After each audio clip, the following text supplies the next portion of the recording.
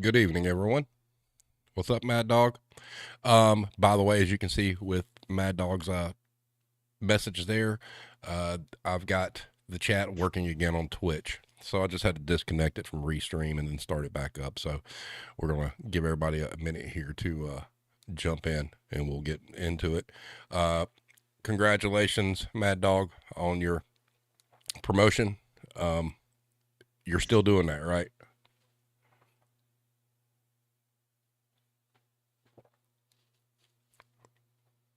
Hello, Irish. Welcome. Welcome. Man, Matt, he's dedicated because it's way late in Ireland. Not Matt Starr. Hello, welcome, welcome, hero. Um, so tonight I didn't really have anything really planned, and I had mentioned it last night to Matt about being on talking about the serving times and his latest article, and he took the bait. Thank God, because I really feel like we need to allow him some self promotion for this shit. He's a man of many talents. He's a great satirical writer. He has excellent T-shirt designs. He's an amazing lyricist.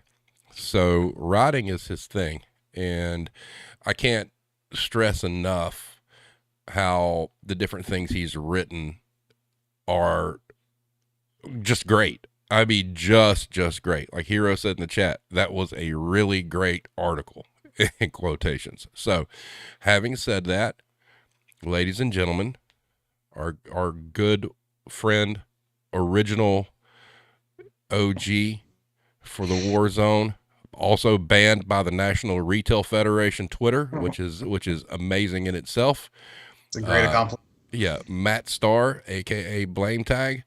So tell us a little bit how you came up with the concept of the serving times, how long it took you to finally get off your ass to start doing it, and what was your motivation for doing so? Oh, first off, thanks for having me on. Of course, I'm always going to take the bait to come and talk about myself because, self-centered. Um, Man, I don't remember how I came up with the idea specifically for the serving times. It's a weird thing. Like, I always wanted to write satire, and I don't know why it took me so long to get to it. Like, I used to write, like, fake movie reviews when I was younger of just, like, movies I had definitely not seen, like kind of like in the same vein as the articles. Yeah, and I just thought it would be cool for customer service industry to have our own. I follow a lot of accounts that write satire. Reductress and The Hard Times are both really funny, and obviously The Onion is like the big guns out there. And yeah, I got the idea, and then just one day, finally got off my ass and put up a WordPress, and slowly just started actually creating the content for it. So what kind of numbers are you tracking right now? Because I know you've had some milestones recently. What have you seen so far on the latest article? Let me see. I have it up here. The new one, not a lot so far, but it hasn't gotten approved on like the Facebook groups where I get like a lot of the traffic. Right. Um, it was really stupid. I thought it was funny because it was such a stupid occurrence, but that Dr. Oz in the supermarket thing, Yeah. like that got like over 100 views over the last couple days. Wow. Now, we'd be remiss in not mentioning the shitstorm that you caused talking about the Sunday church crowd. That one did very, very well number That was wise. very, yeah. How much did you hit on that one? Uh, that was like 400, I think. Let me get it up. Yeah, almost 400 views on that. So, you folks in retail that work in customer service, if you're not familiar, with his WordPress and whatnot, the video description, I've got the links. to go to the serving times. If you have not taken the time to read it, please do so. I will tell you, what's the name of the one with the guy that got lost in the back room? Um, it's it's actually the title of it. If you go on the site, is Narnia Business. Ah, that one. I sat here with Hero with me and read that shit out loud and thought I was going to piss myself. I'm not going to Yeah. lie. That was hilarious. So, guys, if you haven't taken the time to read his content, please do, and please share. It is 100% applicable to all of us that work in this industry. It'll put a smile on your face. The last, when he did the Sunday crowd and he did the customer is not always right, basically, he put a lot of work into them. They're a little bit, wouldn't you say they're different than from a lot of your other stuff? Yeah. So I think I have them divided up. Like some of them are like I have them labeled as feature, and those are a little bit different. So like the new one, Always Right, and then Holier Than Thou, which was the church one. There's a couple other ones. The Unskilled My Ass, which was resume tips on like the skills you don't know you have. Like those are kind of a little less parody, I guess you'd say. Like still, I try to be funny, but more informative as well. Ooh, Hero just dropped a banger comment. The customer's always spite. That's pretty good there. Might So steal that, yeah. yeah, so before we get into the latest with the customer, tell us a little bit about the feedback you received from the one about why the church crowd are, so rough on retail employees, because I think that was fascinating. The stuff that you were getting on Facebook. Oh yeah. I mean, we kind of had it divided into different kind of groups of reactors. So I'm trying to see if I can get it up here, but I think the biggest one was other than yes, we agree was oh no, that's not us. That's the other religions. Oh yeah. It's always someone else. Oh, and I forgot about this one, and I'm ashamed. Hero brought it up. The Monopoly one. Oh yeah, that's almost 1,000 views on that. Like that one, somebody like shared that, and it blew up like for a couple days. Yeah, that one did really well. Yeah, that's a must read as well, I don't know how because they thought of that one. well, you did great, because you put the capitalist spin on it. Yeah. You were able to attach real world topics and real world things that people are going through to that, to the point that I read it. I'm like, I'd play that game. I mean, hell, I'm already doing it now as it is. I mean, we all are, as far as real life goes. But damn, I was like, this is great. I mean, and it's a shame. I mean, isn't there like a website you can go to, and you may not know this, but you may, where you can kind of create your own monopoly? I haven't heard of it, but I mean, it wouldn't surprise me. That would be cool for you Yeah. to get a custom one done and like sell them when you're talking about monetizing stuff. I mean, I Yeah. don't know how. I know there's a licensing thing, but I think there's a way you can skirt around the Milton Bradley stuff, because there's so many like what you would call bootleg versions of Yeah. Monopoly. I mean, we could have a retail wars on black market of like offshoot board games and shit. That'd be fine. That'd work. I'd I don't support know, that. yeah. Think of something. Nobody wants to work Opoly, something like that. Yeah, exactly. Because I mean, I do know I did look up one time making one like custom, and you can go through the game manufacturer and do it, but it is expensive as hell. And you see it for like football teams, you see it for like cities, and you see it for like states and different like things. There's got to be some way to have like a bootleg one or whatnot, and I think that would be great. And it kind of sucks in a way, because when I was developing the idea to do the retail Warzone RPG thing, I mean, you're going to be one of the the four characters that you can choose from, but we're going to have to find some way to have like a print shop somewhere in the world that is like the Serving Times print shop, and have like, Blame Tag will be like one of the party members, but Matt Starr will be like the print shop guy. Running the printing press, yeah. Yeah. Oh, Hero says you can, but it's whatever. Oh, Poly, not Monopoly. Okay. I'll look that up. I'll check my messenger after the thingy, Mad Dog. But Joey says the after church crowd are often of the age where they sense their relevance in the world is decreasing. Pair that with a built-in club that in their eyes makes them superior. Damn. Sounds about right. Yeah. It does sound about right. So let's get into the crux of this. Let's talk about the customer one. Tell us about the boring research that you did, because it was a lot. Because I know you sent me the Word doc, before you published it, and I immediately sent it to Hero. I'm like, you need to read this like right now. But there was a lot of work put into that. So kind of tell us where you found all the shit, what you found to be contradictory to what we've heard all through, our careers, or who it was attributed to. Kind of paint the picture for us, sir. All right. Well, I think if anyone's following my Twitter today, I think I went on a little rant about it. It's that quote that circulates every now and then. That's the customer is always right in matters of taste. Like they'll start saying that's the full quote from, they'll attribute it to Harry Selfridge. So that's kind of what started it, because I wanted to see if that was true. And I think I said it in the article too. Apologies to the memers out there, but I could not find any evidence that he'd ever said that, or that he'd even ever said the customer is always right. So that's kind of where I started off.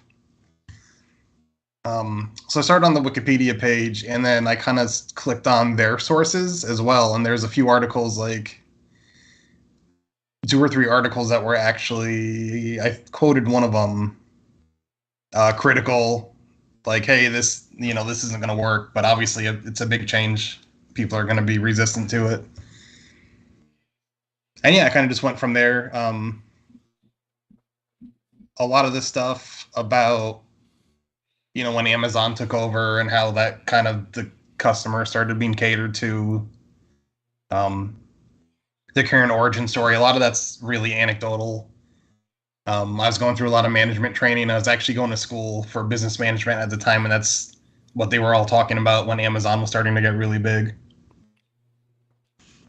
I saw what you posted about the movie Falling Down. I've never watched that movie, so let me just go ahead and say that. But was that phrase in there? Oh, that was for the guy who wrote the article.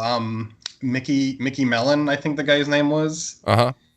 And that he had said, hey, the customer is always right isn't good enough. We should amend it to the customer is always right in matters of taste. And I looked at when that was published, and it was like a year before people started saying that, like before that meme dropped. And I was trying to ask him, like, hey, was this you? Are you the one who started this? So, just you can confirm that you are not Harry Selfridge. And, so that was just a screenshot from his article where he referenced the movie. And then he liked the tweet and didn't respond, which is infuriating. Oh, well, yeah. You're just a peon.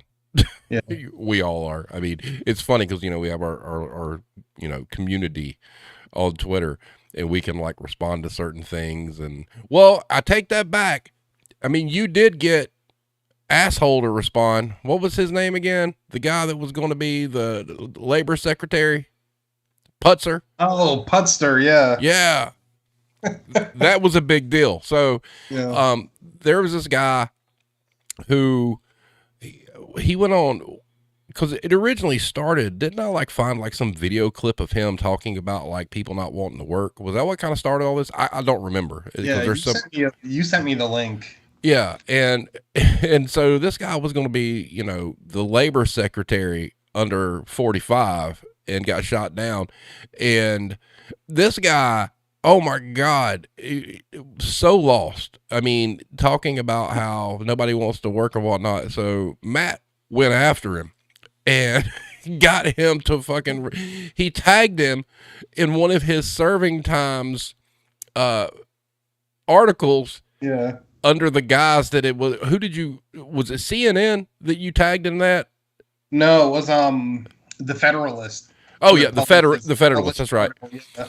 So, CNN too actually might have also posted it, but it was originally an article in the Federalist.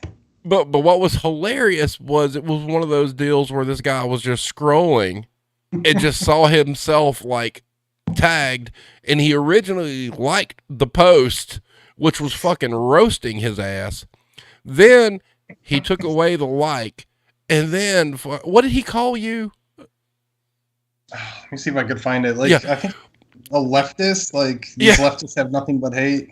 So fucking blame tag gets put on blast by the guy who was going to be number 45's labor secretary. It was fucking hilarious. And And I got it here. So the article I wrote was called "Andy Putster Has a Hissy," and it's about him in the store throwing the shit fit. And all of his quotes in my article of him just yelling are stuff from the article that he wrote, which is why I think he was pissed. oh yeah, because it was the old man yells at the sky meme thing, right? Yeah. Yeah. So it's love it when these lefties have nothing but personal attack. Shows beyond anything I can do that they've got. I can do that they've got nothing when it comes to policy. I don't know what that means. No. So I mean, that's a pretty big fish that he pissed off. Keep up haters, yeah. I mean, it was just like wow.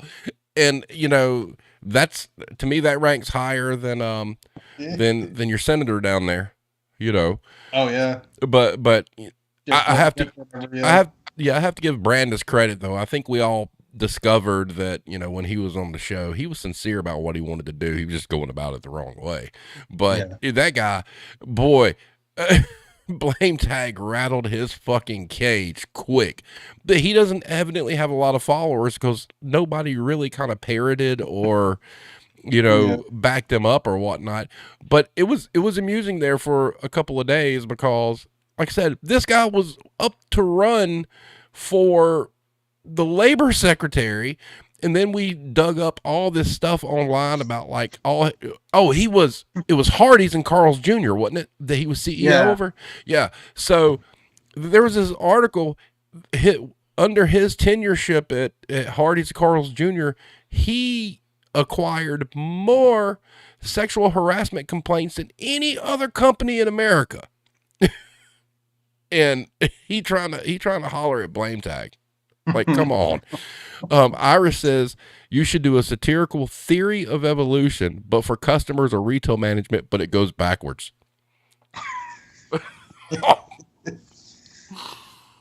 That's good. I was actually gonna put it out to the community because this was my last big idea for like a big feature article, and I got nothing for like the next couple months.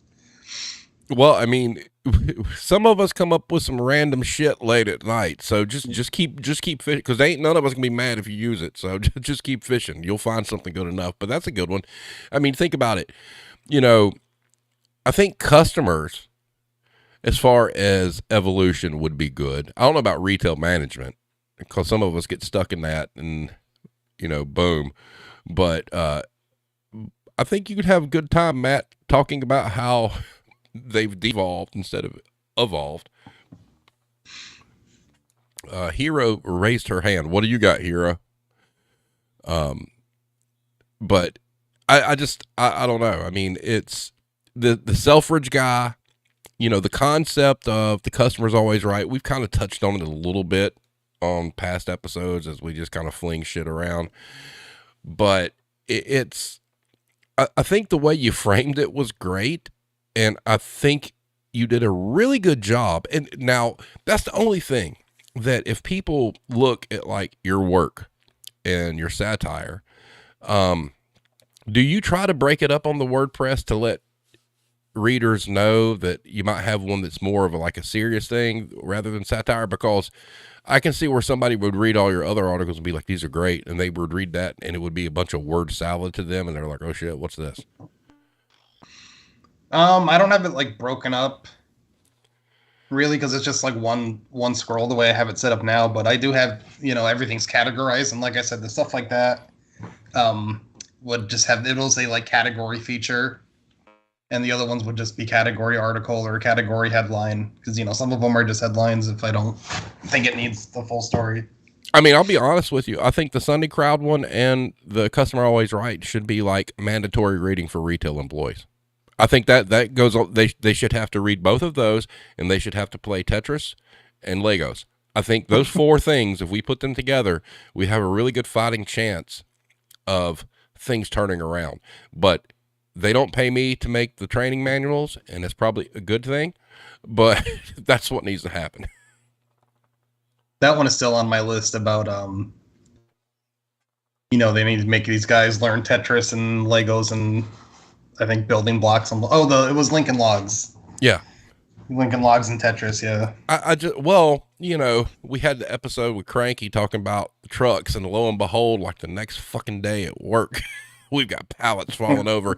We had one that was, I think I sent you guys a picture. It was shaped like an L. And it's like, I know that looks like a Tetris piece, but that's not what I mean. I mean, it's like, no, it doesn't work that way. Hero asks, what category do 5-year-old managers fall under? Be careful, because that could be real. Labor violations. Yeah, true that. No, that was just a regular article. But that was great. That was where the shark came from.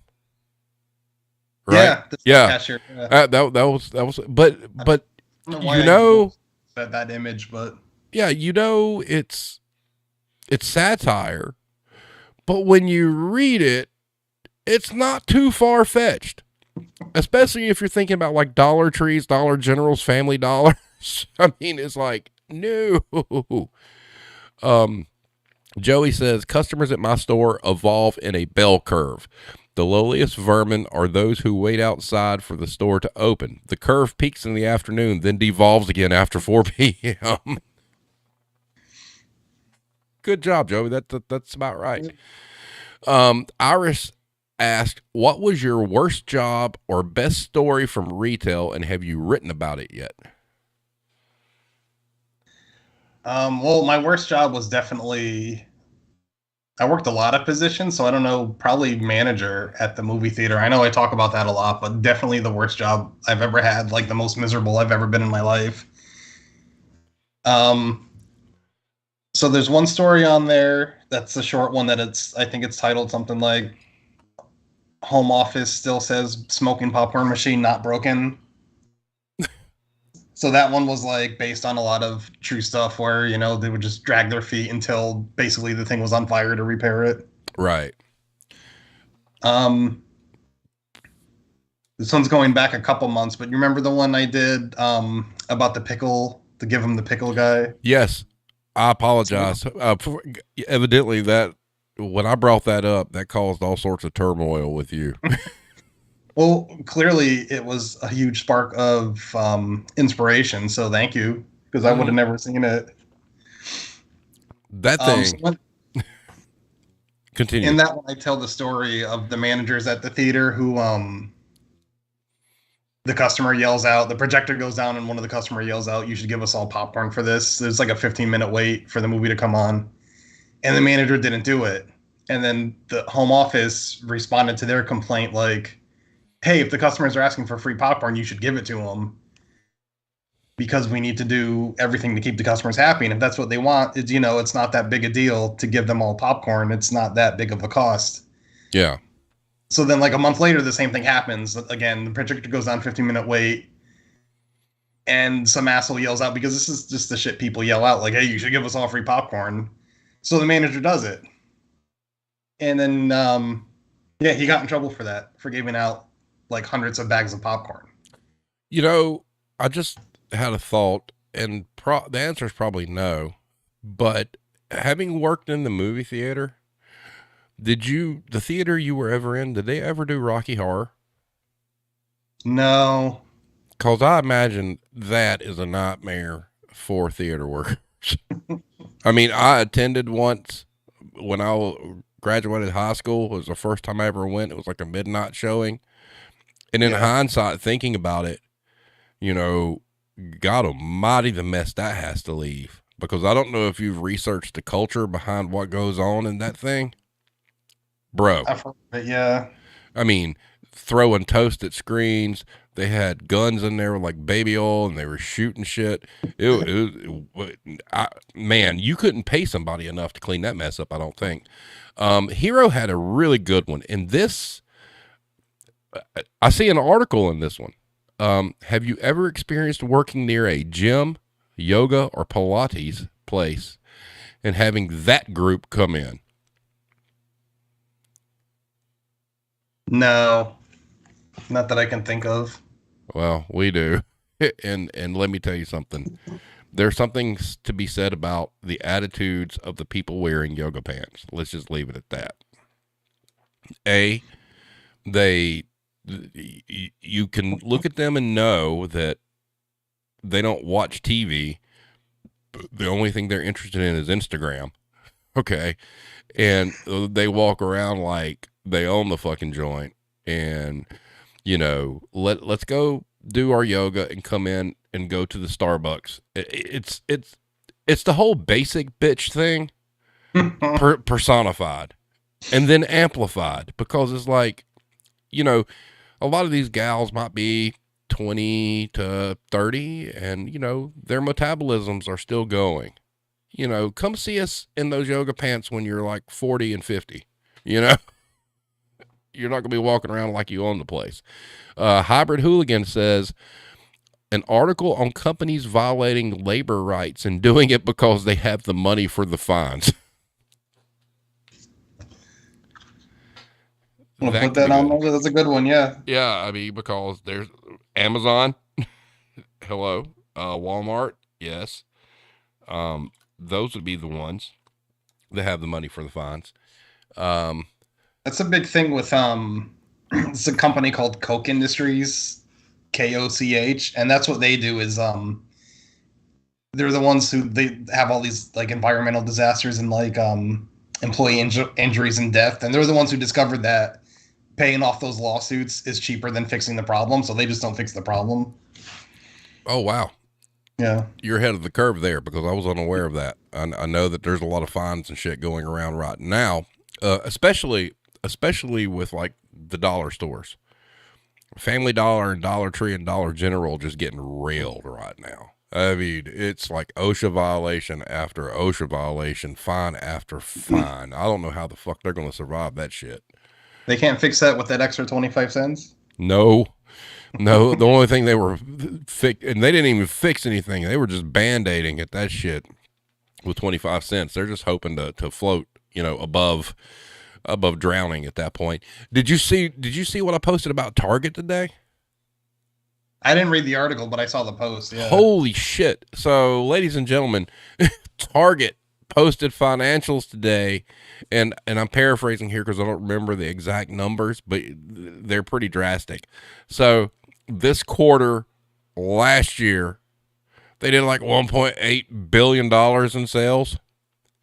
That same quarter this year, they only did 183 million. It was like I have never seen a financial report for any retailer ever in my entire life where they dropped 90% year over year. People gonna go, that's not good, man. That's bad. I don't remember what store it was. I think it might have been in England, but it was like kind of like I guess a Target-ish store where they have like food and then everything else, and then they were saying that the only items they were selling that were making profit was food. Yeah. And like someone had commented, yes, it happens when the food is so expensive they can't afford anything else. Have you had any thoughts about doing an article on inflation and prices? No, I hadn't really given it a lot of thought. because I do, look, I do believe that, you know, you miss 100% of the shots you don't take. And Yeah. somebody, I don't know who did it, who started, okay? But I do believe that when the inflation went up and the gas prices went up, there's some major retailer out there who said, all right, let's fucking go. And they started jacking shit up. And even though their cost hadn't really elevated that high, I think it's been like a runaway train, the past probably 3 to 6 months where everybody took their turn. Let's jack up the prices as much as we think we can get away with no substantial reason why to do so. And we're going to hear very shortly that has backfired tremendously. And I will I will sit back and laugh Yeah. because I really do. I mean, I'm not going to get into details, but I've seen it. Right, their businesses out there, their prices have went up a whole lot, but their cost has not. And I think it's kind of like that whole, well, everybody else is doing it, we're going to do it too, just to see. But Yeah. like in Target's case, man, I mean, losing that much money to kind of play that game, boy, I, I've never seen a company lose that much. I mean, a major company, mind you, that lost that much money year over year. I mean, that should be people getting fired. I mean, that should be like corporate executives being told, "Hey, this isn't good. You got to go. We got to figure something out." Because when you go from like a billion to 183 million, son. And an Irish put in the comment, I guess you could say they missed their targets. I mean, their estimated price per share that they were kind of like telling the investors they were shooting for was like 70 something cents or whatnot, and it wound up being like 30 something cents. I have That's amazing to me. I've never seen anything like that, and I think we're about to see a bloodbath. And when that bloodbath happens, I think you're going to have a lot of ammunition and a lot of stuff to dig into to give Yeah. us some great, great satire. One thing, the thing that strikes me with that is, the jugular I would go for is that I feel like this kind of thing happens over and over again with retailers, and it's just the planning for today and not thinking about tomorrow. Just, oh, we're gonna jack up our prices because everyone else is, but then now that everything is expensive, nobody is spending money. Oops. Oh, we didn't think of that. We didn't think of, we thought of what was going to make money today and not thinking about the long term effects. And we kind of really saw it with, stuff we needed during the pandemic, but because people were doing, what is it called? The just in time Yeah.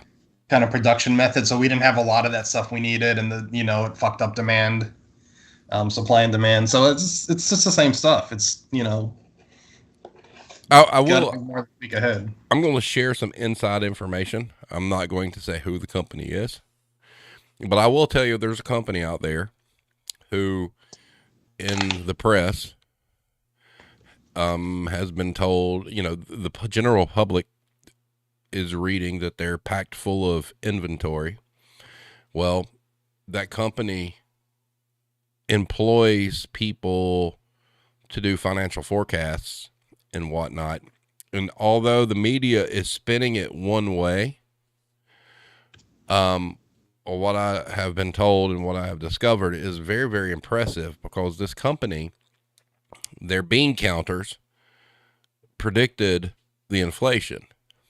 And what they did is they bought a year's worth of merchandise at pre-inflation cost. Ooh, can I guess the end? No, you cannot guess. But they bought a year's what you send me a message on Twitter because I promised I wouldn't say who it was. But send me a DM. But anyway, they bought a year's worth of merchandise for their entire chain at pre-inflation prices to ensure, as inflation surged, they would not have to raise prices on their merchandise. And guess what? You got a lot of back rooms and off-site warehouses full, but it's genius.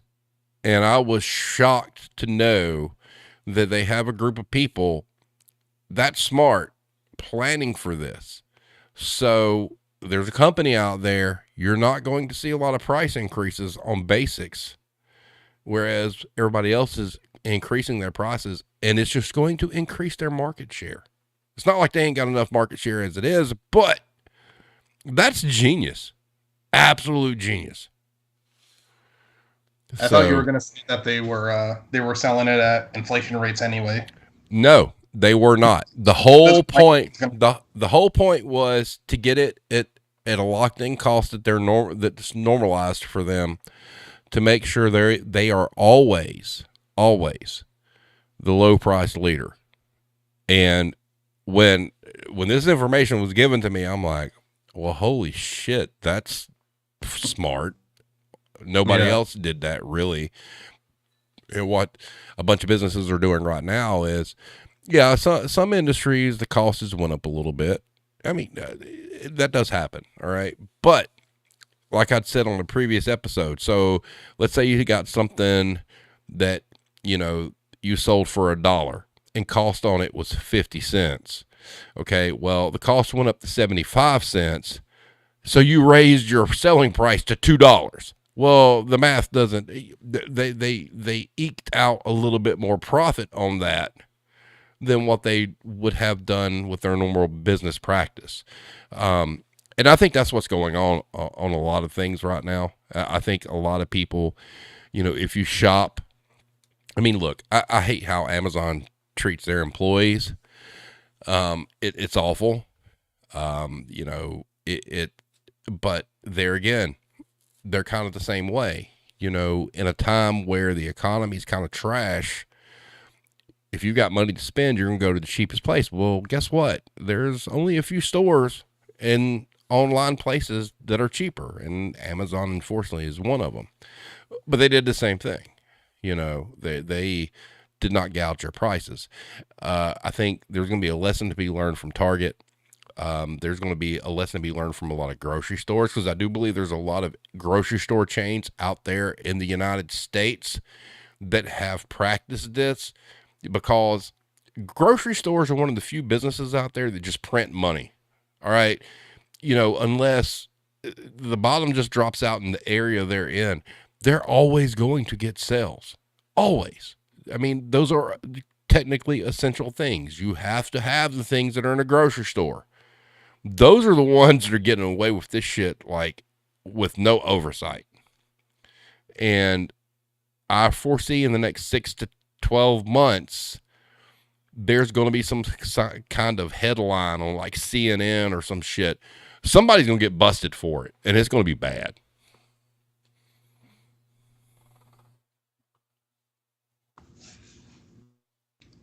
Now, there's something I wanted to ask you about your place of employment real quick.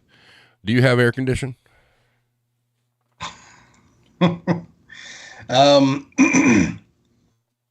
Yes, sometimes in my area of the store. I say sometimes. It doesn't feel like it's on in my area of the store. Other areas, it's very cool. You're aware of what I'm referencing, right?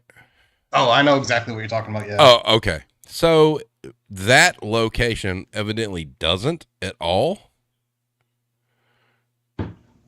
Is that what I'm to understand from what we've been seeing? I don't know. I'd have to ask the particulars. Right. It's hard to say without revealing too much, but like, right. I wouldn't be surprised if it was the same case where people working in certain areas of the store don't have AC and people in other areas do. Right. Let's see what we got here. Hybrid Hooligan said retailers realize the stock market is not the economy. Well, that's true. They're about to find that out in a really big way. Irish Connection says a lot of retail relies on disposable income. A lot of my customers just don't have as much spent on gas, electric, and so on. Some of our departments are down 70%. Oh, really and truly, Matt, you'll enjoy this. All right. So, here in the United States, all we've heard is 46 has done all these terrible things and the gas prices are terrible, right? Yeah. Inflation. Irish, what is the price in Ireland right now per gallon of gas? When you guys see this, you're going to be like, what the fuck? So if you could kind of give me that, I'd appreciate it.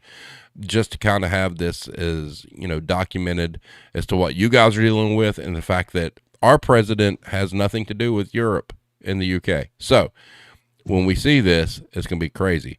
And Hero says, like how Jesus's Craft Store has their regular prices 60% higher so you can use your 40% off coupon. Okay. So Iris just replied, Matt, in US dollars, petrol is $9 a gallon. Jeez.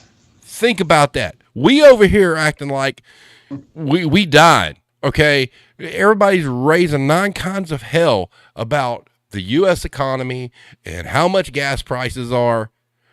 Irish is paying $9 a gallon.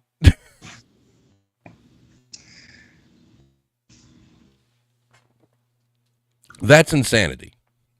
And I know you're in the Sunshine State. What kind of gas prices are you looking at there? I think I just filled up at something like 320. Yeah. So see, like a lot of places now, we're under, $4.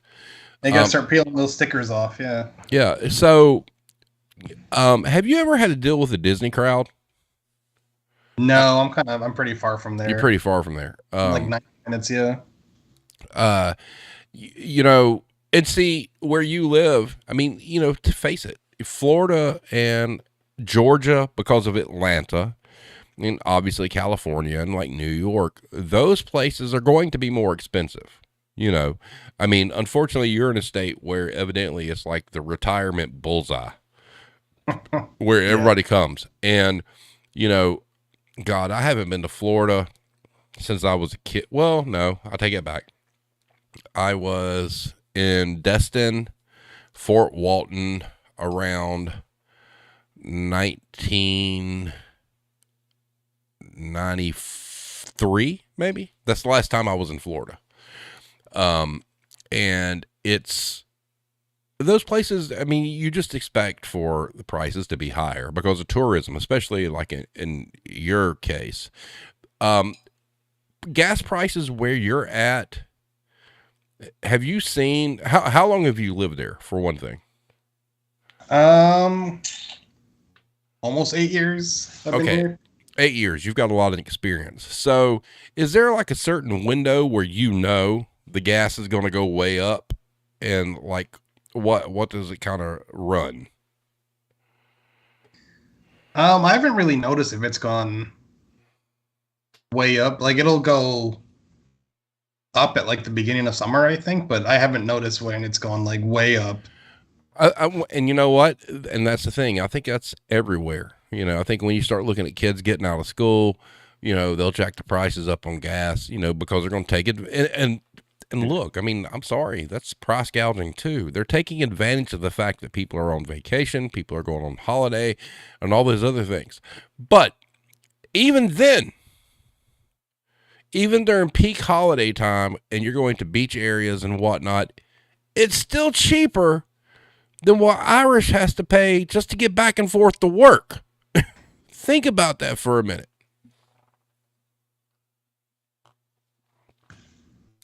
So, I mean, that's rather depressing. But your area, you're on the Gulf side. Is that right? Yeah, I'm in Tampa Bay. Yeah. All right. Yeah. Tampa Bay. So,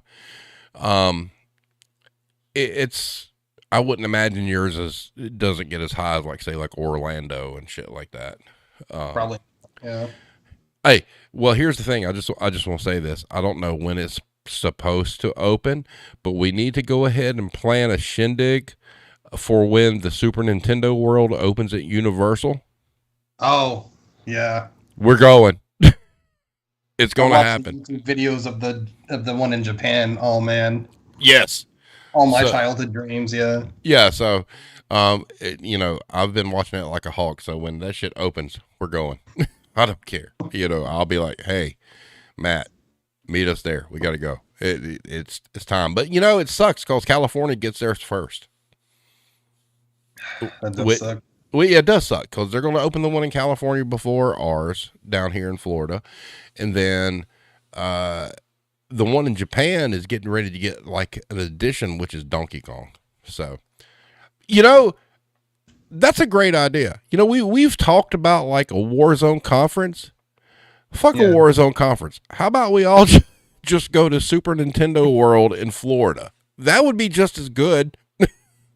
So I always told my friend if I was ever rich that I would pay for us to have each like a all inclusive stay at their resort for the week. Yeah, yeah. Irish, start saving up. That's gonna be it. We're all going to Super Nintendo World. That would be a blast. Hybrid says it was scheduled for 2025 before COVID hit. So yeah, probably 2026. So we got a few. God, Yeah, I'm gonna be old. Damn. who doesn't chase all the theme parks out of the state by then? Yeah.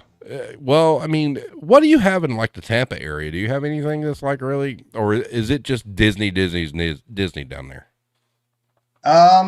We've got Busch Gardens. I mean, I don't know that if you like animals. I mean, I don't know that it's worth a trip to Tampa to see it. Oh, I went there when I was a kid with my parents, and I hated Busch Gardens. It was terrible. It was so hot. I didn't give a damn about the animals, but they just decided we were going to Busch Gardens. I'm like, okay, whatever. So, Yeah, I mean, theme parks. Yeah, you'd have to go to Orlando.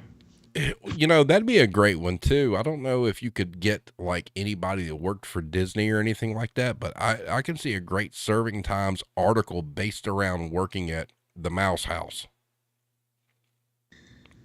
Oh man, I had a when I was a manager, one of my workers would leave for the summer, and that's what he would do. He was one of the performers. So I don't know. I don't know if I could contact him. I don't know. I don't remember if he liked me or not. Oh, well, when I had Stephen Petrovilli on the show talking about his retail comic, he messaged me. I need to get back. His wife worked for Disney. I need to get back with him. Nightmares in the Store says Disney employees have some of the craziest stories. Yes, I have read a ton. I can imagine. I would love to do like an entire episode about all the secret shit that goes on at Disney. That would be great. Yeah. But it is what it is. So one question I wanted to ask you, Matt, is how involved is Mrs. Blame Tag in your editing and making sure that your shit comes across right? I would say very involved. Like nothing really goes on without her going through it. So like with this one, there was a lot that she had to talk to me about. Like this, this paragraph doesn't make sense. You have this worded really confusingly, like stuff like that. Well, And I think all of us that do something kind of decent, we have a wonderful woman behind us. And, I will say the same thing for Hero, because Hero will call me out on shit all the time. But Mrs. Blame Tag's part of a book club, so obviously she reads a lot, and she's probably very well versed in the Queen's English, correct? it's actually part of several book clubs. Oh. And she actually majored in literature in college. We have a running joke here in the house talking about libraries and like Beauty and the Beast, and bitches love libraries. It's kind of like the running joke here. But yeah, I mean, and that's good though that you have that and a partner that can help you with that shit. Yeah. And so props to Mrs. Blame Tag, because didn't she help with the lyrics for Please Don't Be a Karen? Oh, anything I've written, she has a hand in. Oh, so you have your own personal editor. That's fucking awesome, dude. Yeah. Like I refer to myself as the editor in chief of Serving Times, but yeah, like I said, nothing goes on without going past her first. Well, hey, but that's great because she does a great job, obviously, for you. I mean, Yeah. you know, which is cool. I mean, that's pretty awesome, to be honest with you. And it's like, I remember when I did the lyric video or whatnot for the song last year, that, you know, you were pretty adamant, made sure you make sure you put Mrs. Blame Tag in there. Yeah, a couple of those lines were like straight up hers. Like, yeah. So have you heard from our individual that's going to pull off the Elton John thing yet? I know I saw he got a microphone, but have you heard anything else? No, I was gonna message her and ask. No. Oh, is it a her? I thought so. I'm not sure. No, no, no. The industry, no. That's a he. Observing retail. Yes. He was on one of the retail therapy sessions. Oh well. So I apologize if I had misgendered him. oh, well, that's quite okay. But if you hear something, let me know. I got to get a hold of the backing track on that. So, you know, I saw that he got a microphone and whatnot, so that'll be cool to have that. Also, too, I mean, Matt, we're coming up on spooky season, and you know what happens after spooky season? I know they put the Becky's put on their Uggs. Right, and she comes out of hibernation. Oh, that's right. Yeah, yeah. So, you know, last year we had a good run with that. I mean, we've topped like 8,000 views on that. So we got to figure out what we're going to do this year to get. Please don't be a Karen this year to pop even more. Yeah. We're open to suggestions, guys. You know, if you've got a suggestion, one thing I would love to see is I'd love to find some way to recreate the video that Mimi did, coming out of the door, smashing pumpkins and declaring it Mariah season. So we got to come up with something. And, you know, Matt, I'd talk to you about filming that, but you'd have to wear that Viking helmet thing. I still have it. Yeah. But we need to do the same thing this year. We've got to, like at the stroke of midnight, have something ready to go that we can release saying, nope, it's not pariah season. We own that shit. Irish says could do a music video parody. Yeah, but I mean, we're all strung out all over wherever in the world, so it's kind of hard to do a video. I would love to do a music video parody, but kind of difficult to do.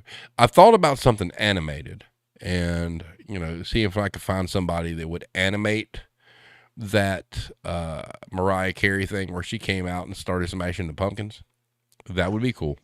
Yeah. But this year, I mean, last year, no one knew who the fuck we are. And this year, there's still a lot of people who don't know the fuck we are. But we got a little bit more push, and I think it'd be great to be able to get that heavy.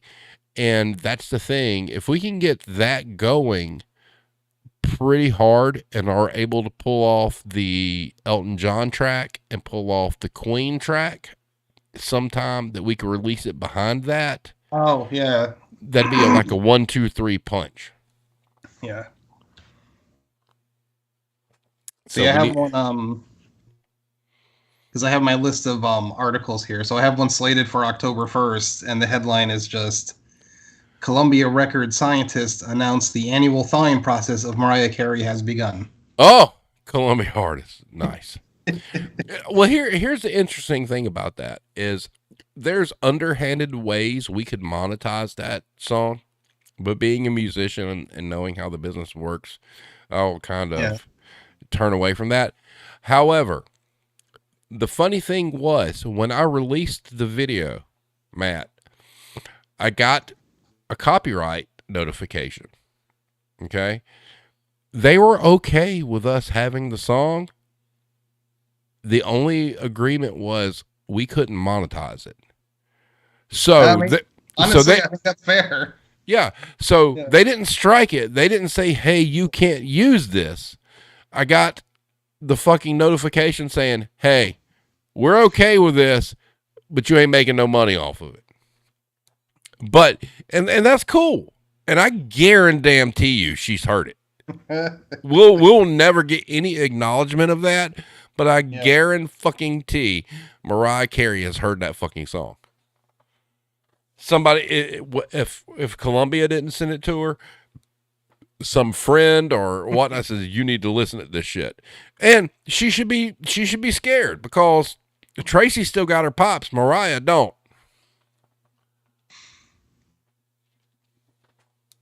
Nightmares in the Store says it's rude of her not to say how much she loved it.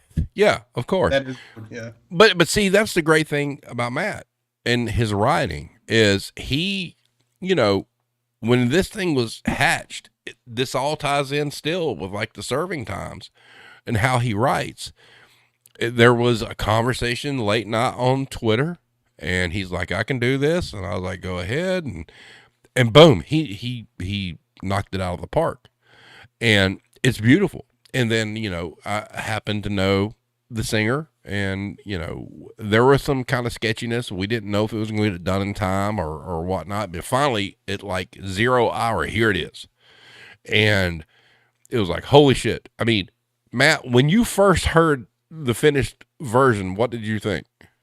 Oh man, I don't remember if I like definitely tears in my eyes. I don't know if I like fully cried. Oh, it was so beautiful. Yeah. I mean, Like exactly how I heard it in my head. Like, yeah. oh my God. And she added a little bit that give us a fucking break part I thought was fantastic because it's, doing this kind of stuff when you have people that can do it, people shift around and you got to find the right place to do it, and there's not a lot of people out there that understand that you can record stuff in like really obscure locations with very minimal money involved and whatnot and gear, that you can get a professional result. And that's the thing. She sent me a picture. Well, you saw the picture on Instagram where she was holding the microphone. Look, that is not like some pro level gear stuff. It's all about levels and all this other magic that goes on. But she sent the lyrics to me, the vocals, and I was like, "Oh my God, this is better than I even expected. This is awesome." And she did it on like gear that wasn't really. It's not like professional high grade stuff. You don't need it, and it worked out great. So I'm hopeful for Observing Retail doing the Elton John track. So have you decided on the title for that yet? I think the title was just "Fuck Off, You Pencil Dick Chode." Yeah, and just to let everybody know, it's about DeSantis. It started with me one night being bored, sending him something, and I'm like, just roll with it, and he did. Now there is another one that I want to get done that I sent to him that I wrote in full, which is a Queen song, which is instead of "We Are the Champions," it's "We Are Essential." So I would like to see that happen too, because I think that would be good. I would like in the future to have maybe 5 to 10 parodies of retail songs to sell as a package. It would be something we could only sell physically in very sketchy ways, but there's enough music out there we could find something. If Weird Al can do it, we can figure it out. So I kind of wanted to do. I haven't thought of any great ideas for it, but I kind of wanted to do a Wham parody this year. Of which song? I mean, there's you want to do Last Christmas? Well, that's like the other, like the two songs you get hit with all year long or all season long in retail is Mariah and then Last Christmas. One I would like to tackle is, if you're not familiar with it, there's a Billy Squier Christmas song. It's called "Christmas is a Time to Say I Love You." I would love to figure out a way to do that one because it's more of a rock Christmas song that has some balls to it. that with the right lyrics, I mean, Christmas is a time to say I fuck you, you know, or some shit like that, right? Um, I have to look it up. I don't know if I know look, the if you, song. oh my god, if you've never heard the song, please look it up. That is my favorite like Christmas song. That's not like traditional Christmas. Yeah, It's a fantastic, yeah. Look it up. I want to know what you can do with those lyrics. Look that up. If you've never heard that and are unaware, you've probably heard it, to be I honest probably with you. have. Yeah, But listen to it because that's something that I wouldn't really need backing tracks for. I could program drums and play all the guitars and stuff for it without having to mess with anything. And that would be good because, you know, it flows easily and lyrically speaking, we could put a lot of punch in there. But Last Christmas, you're correct. I mean, when you work in retail, obviously there's the Mariah Carey song. Last Christmas is another one. What else? There's more. What else is there? There's like I the think goddamn I th- chipmunk song. well the Chipmunk song. What the Christmas time is here song. Yeah, Um, I was working on something for that, and I kind of just lost the thread. And it was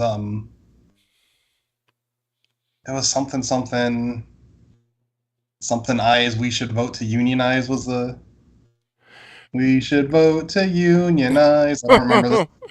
I think that it's Christmas time in Hollis, Queens. Probably something could be done with that.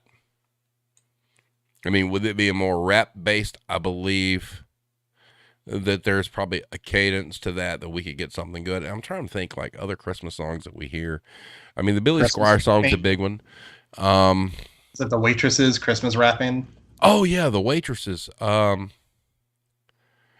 But that's so deadpan Yeah. when you listen to it.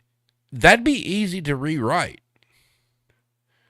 because that's a very deadpan song. When you think it's huge, all right. That song is massive, When I but went to work today, these Karens pushing down my door. We're not exactly. open yet, you bitch. Get away. Yeah, that'd be a good one. Yeah. Because it's so dry. It's not like the other over the top songs. It's more like you're just talking through, the entire song about whatever situation you're doing. So there's that one. You're right. The waitresses that's a huge one. Um, and other than that, I can't think of any other guys in the chat. Hybrid hooligan. What's this retail version? Oh, I What's forgot. this? Nightmare Before Christmas. Oh, yeah. Oh, and Hero said, "Do they know it's Christmas after all?" Oh, do they know it's clearance after all? That could be good. Yes. That could be good. So yeah, everybody, if and Hero says that song makes me feel insulted. We can fix that. Which one? Do they know it's Christmas after all? Oh, it is a very yeah. It's one of those things where I can't believe we're still playing it. It's just such a yeah. But yeah, I you think get. I tweet that every year. It's like they know, but they don't give a shit. Yeah, but it's like, do they know it's clearance after all? I can see it. I can see that being the theme. Yeah. So, because the cadence is right. So, be thinking about that. I mean, it's August. We're coming up into September, so we got plenty of time to start developing Christmas songs. But what's this retail version is actually pretty good. And I have to think there's some way to redo the Oogie Boogie song, talking about like the Oogie Boogie is the CEO. You know what would be great is the what's this, but it's about how the Christmas shit is already up, even though Halloween just ended. Oh, that's perfect. That's like the Yeah. Hobby Lobby Target song.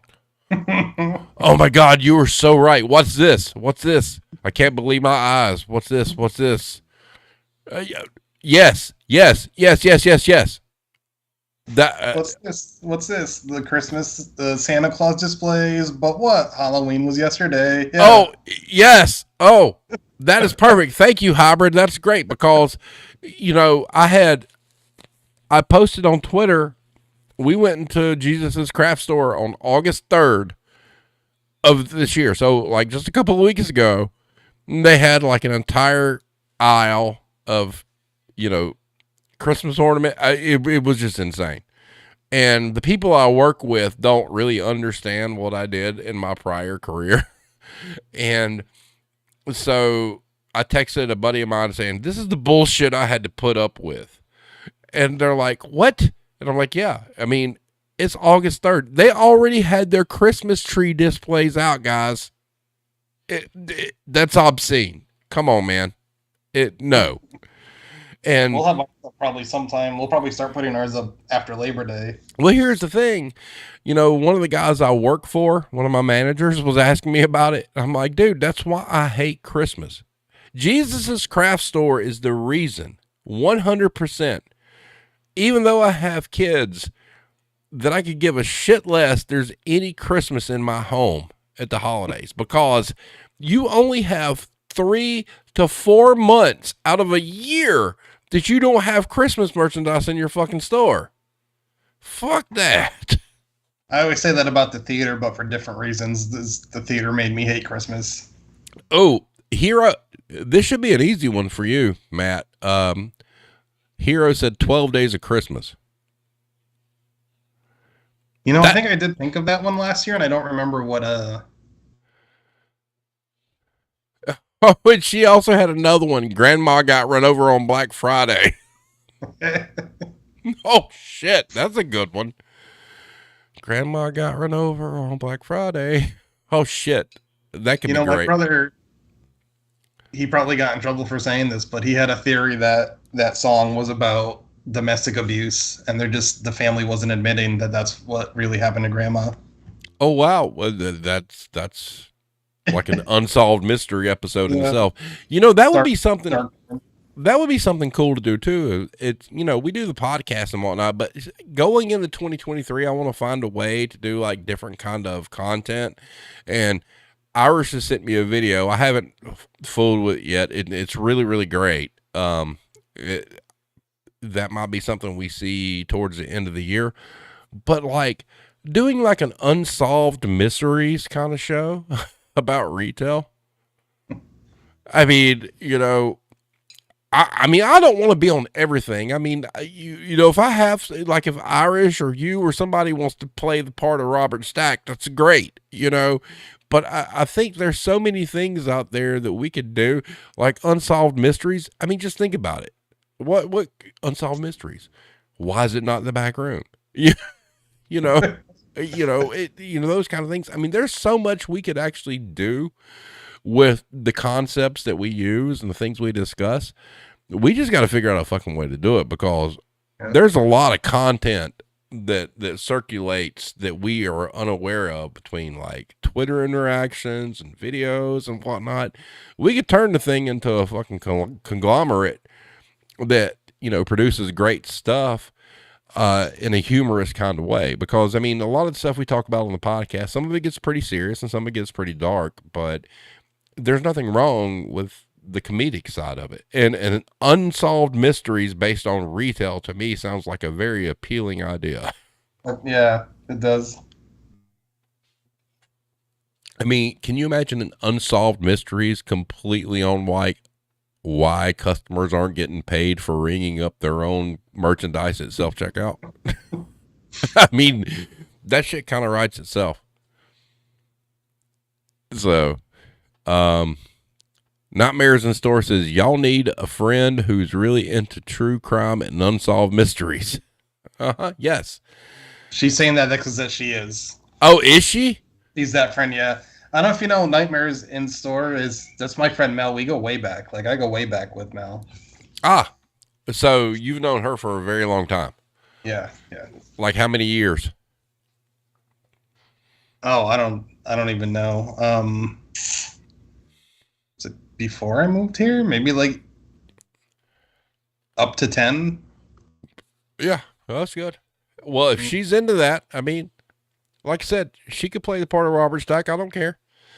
I mean, I think an unsolved mysteries, it kind of writes itself. Unsolved mysteries. Why did the customer leave this half-eaten container of potato salad on the counter?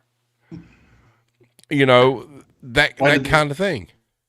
And Mystery of abandoned cart. There's a cart full of merchandise, but why? Yeah, exactly. And it could be funny because and that's the thing.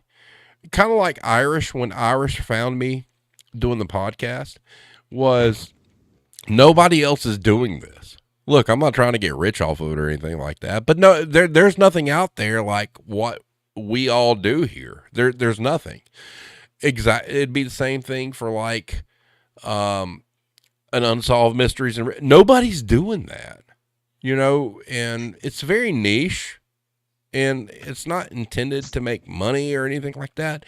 But there's so much with the group of people that we all communicate with, like you and Irish and Cranky and Nightmares and Hybrid and Hero.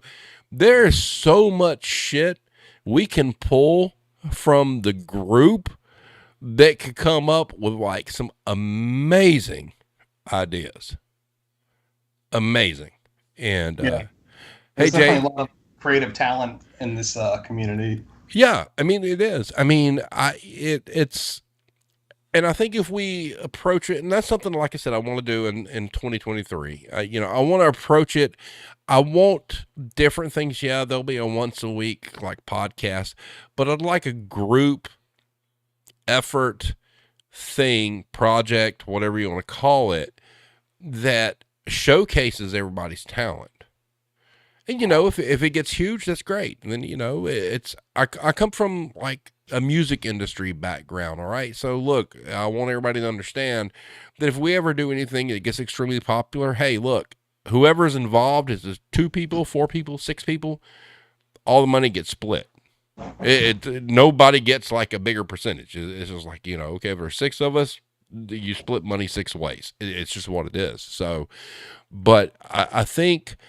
I was talking with Irish about 2023 being like a big jump off year, because if you look at the historical time frame of like YouTubers and things like that, it takes about 3 years to really kind of set, I guess. And I'm open to ideas from everybody. I want to do something different along with this. That kind of showcases everybody. I mean, you don't have to be on screen to do it, but we got a lot of talent. I mean, Matt, this. The people we talk to and the people we communicate with, there's a lot of talented people in this community, like you said. There is. I do have some bad news, though, is that my wife just sent my cat in here to let me know that I'm over my time. She had given me a firm 9 o'clock end time. Which okay. That's fine. She sent the cat here to make noise and. Which cat? PPs. PPs. Okay. As long as you post a picture of PPs on Twitter, I'm good with that. So, everybody, have a wonderful evening. And everybody, please go check out the Serving Times. I'm telling you, if you have not read it yet and you stumble upon this episode, however, please, the link's in the description of the video. Please go read what Matt has written. It's the amazing. Source of my dopamine to see those clicks. Yep. Give me that serotonin. Exactly. And so now that Mr. PPs has come in and told Matt his time is over, everybody everybody have a great evening. Tell Mrs. Blame Tag we appreciate you allowing you to have this time. And everyone, have a great evening. Stay safe. Cover your face if you need to. Everybody do your thing, and we will see you next time. Everybody.